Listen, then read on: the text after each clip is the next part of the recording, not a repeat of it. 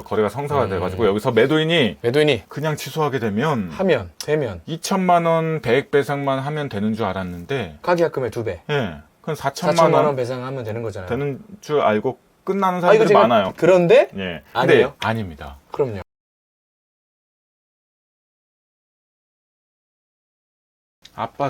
인사를 먼저 하고 예, 있죠. 인사 먼저. 안녕하세요. 네. 이번에는 어떤 얘기를 한번 해볼까요? 이번에는요, 아파트를 사거나 그다음에 각종 부동산을 매수할 때 좋겠다. 예, 좋겠죠. 매수 거래 계약이 진행되는 그 단계에서 계약 취소가 되는 경우. 더러운 경우네요. 그러니까 이게 뭐 근데 매수자가 취소할 수도 있고 예, 매도자가 취소할 수도 있으니까 그건 예. 상황을 봐야 되겠는데 그럴 때 그래서 네. 이럴 때는 어떤 방식으로 진행이 되는지 아주 간단하게 꿀팁을 알려드리도록 하겠습니다.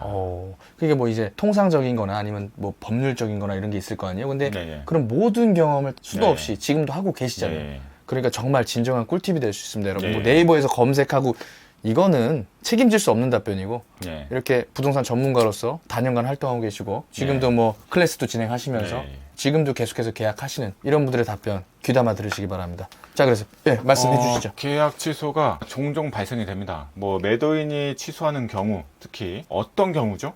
이거는 제가 듣기만 했어요. 네. 부동산 한참 화랑기라 그러나요? 그렇죠. 아주 그냥 불타오를 때. 특히 그 수원 이쪽, 광교 쪽. 제 지인이 그랬었거든요. 계약했는데 배액 배상 받고 취소당했어요. 근데 뭐 그 친구는 뭐 3천만 원 벌었다. 괜찮네요. 되는 놈은 계속 되더라고. 저는 그때 빌라 사서 빌빌대고 있었는데 아무튼 네. 그래요. 그 친구 그래서 3천만 원 벌고 좋은 경험 했다라고 하더라고요. 그냥 그랜저 값 벌었다 이 정도인가요? 그렇죠. 네. 그게 어딥니까? 그렇죠. 그렇다고 하면 이제 매도인이 이제 취소하게 되는 경우 어떻게 매수인은 대처를 해야 될까?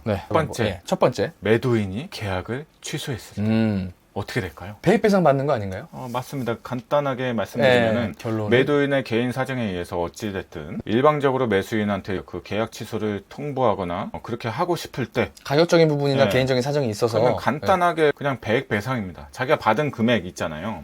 계약금이라고 하죠. 네네. 근데 이제 계약금을 받았을 때 일반적으로 가계약금이라고 하기도 해요. 공계약서를 쓰기 전에 계약금의 일부를 받는 경우. 자, 여기서 질문 드릴게요. 네. 가계약금을 지급하는 이유가 뭔가요? 본계약 시점하고 날짜 차이가 있기 때문에 먼저 내가 이걸 계약하겠다는 의사를 좀 선점하겠다. 네, 선점하겠다.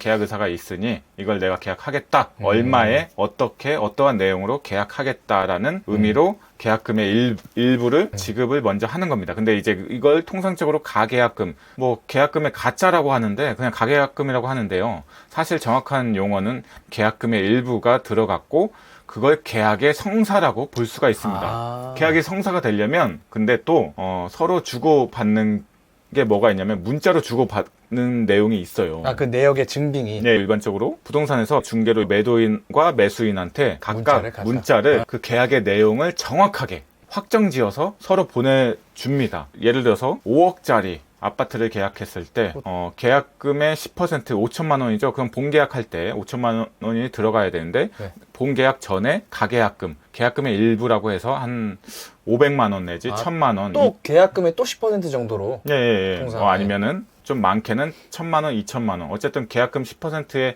그 좀 적게. 그럼 그 금액은 이제 양 당사자 간에 그냥 정하기 나름인가요? 네, 그것도 당사자의 정하기 나름인데요. 예를 들어서 뭐 5억짜리인데 그럼 계약금이 5천이잖아요. 예. 그 다음에 5만 원으로 가계약금. 5만 원은. 그러니까 그런 범위가 있는지. 예, 보통 그냥 1,000단위로 계약금의 일부를 먼저 집어넣습니다. 그래서 뭐 예를 들어서 한 2,000을 집어넣었다고 칠게요. 2천만 원 가계약금, 계약금의 일부가 들어갔지 않습니까? 그 다음에 문자를 정확히 계약의 내용을 특정시켰어요.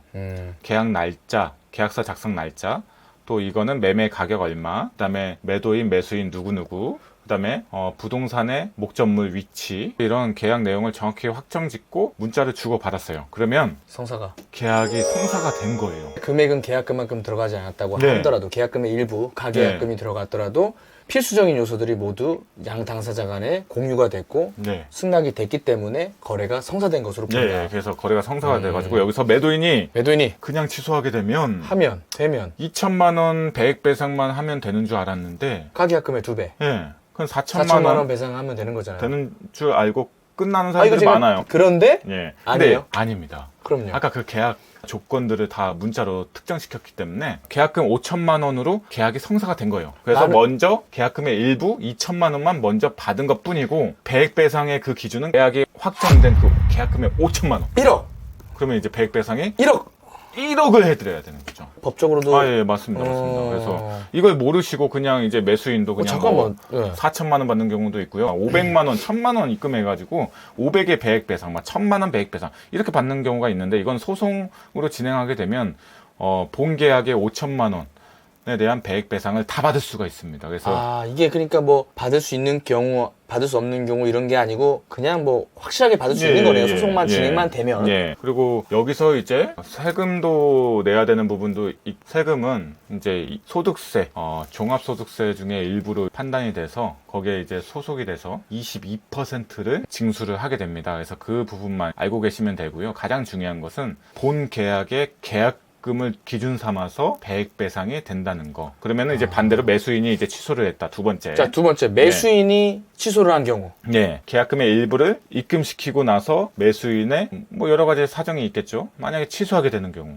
그러면은 본 계약 5천만 원에 계약금의 일부 뭐 1000만 원을 줬다고 하더라도 본 계약 5천만 원에 대한 금액을 지불을 해야 된다는 겁니다. 그럼 총 4천만 원을 더 줘서 그 계약을 취소를 할 수가 있어요. 그러니까 간단하게 정리하면 가계약금은 매도인이나 매수인에게나 실제 계약이 성사된 것으로 봐서 양 당사자 중에 누가 취소하더라도 계약금만큼의 배액 배상 혹은 계약금의 포기가 이루어진다는 거네요. 네. 그래서 본 계약 전에 계약금의 일부를 입금하고 나서 꼭 그 계약 조건의 문자 내용을 받으셔야 소송에 확실한 증거를 사용할 수가 있습니다. 그래서 그렇게 받을 수가 있고요. 구두상으로만 끝내지 말고 뭐 이게 너무나 명백하게 계약이 될 것 같더라도 가계약금을 받으면서 그 아까 말씀하신 필수적인 원래 부동산에서 의례적으로 해주는 그 공인 안 하는 경우도 많아요. 그래요? 근데 그걸 요구를 하시면 되겠네요. 자, 가계약금 제가 송금 드릴 테니까 계약 관련된 내용 저한테 문자로 보내주세요라고 부탁을 하시면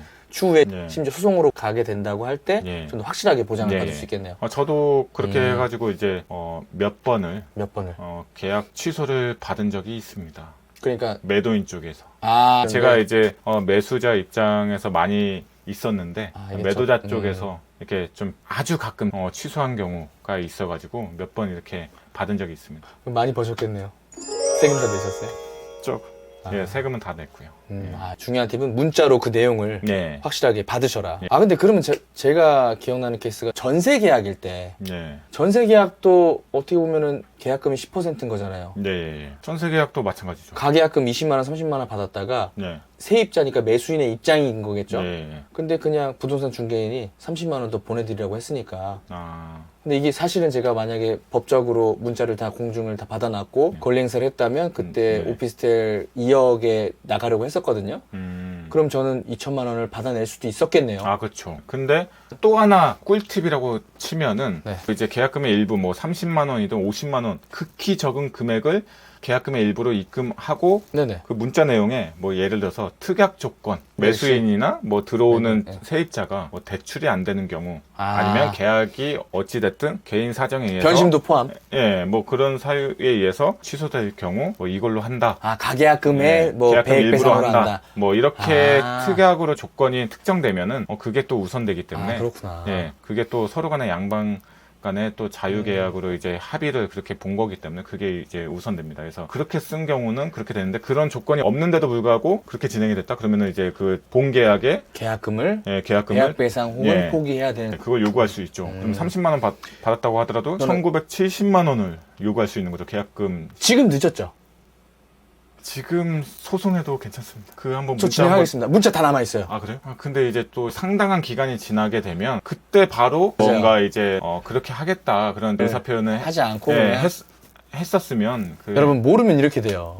알면 1970만 원을 더 받을 수 있었다는 거예요. 바로 그때 즉시 안 된다 그 거절 의사 표현하고 바로 청구해가지고 1970만 원을 얻어낼 수 있는. 여러분이 알고 있다고 해서 아는 게 아니에요. 그렇죠. 이걸 또 바로바로 내 현실에 적용시킬 줄 알아야 진짜 아는 겁니다. 그래서 지인분이 저한테 문의를 해주셨어요.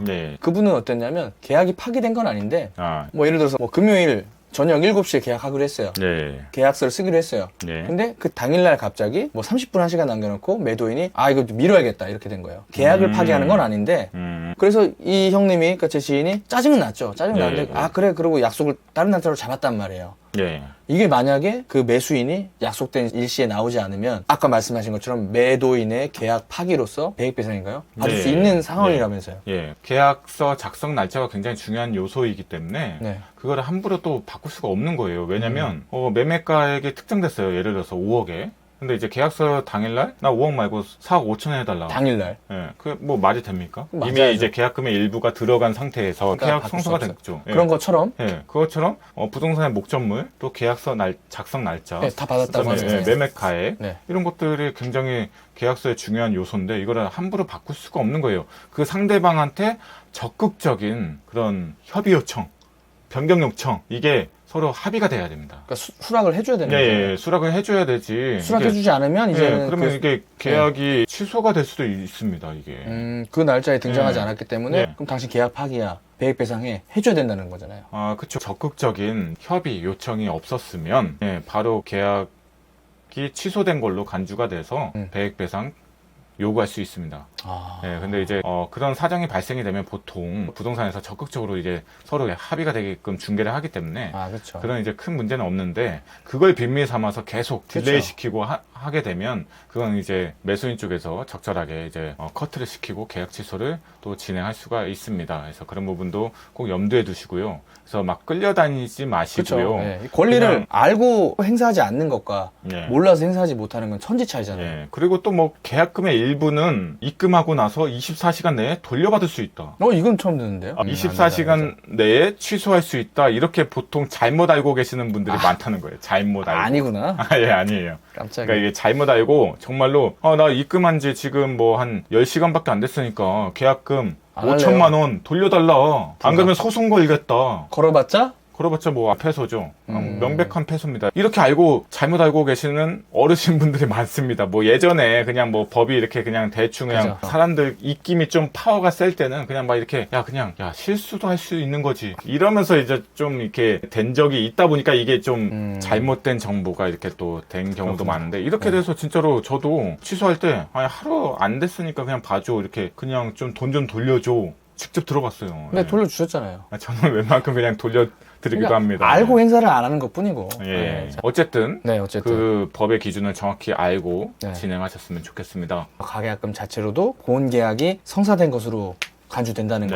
그리고 가계약금은 그냥 통상 의뢰 그냥 말하는 거고 보통 이제 정확한 용어는 계약금의 일부.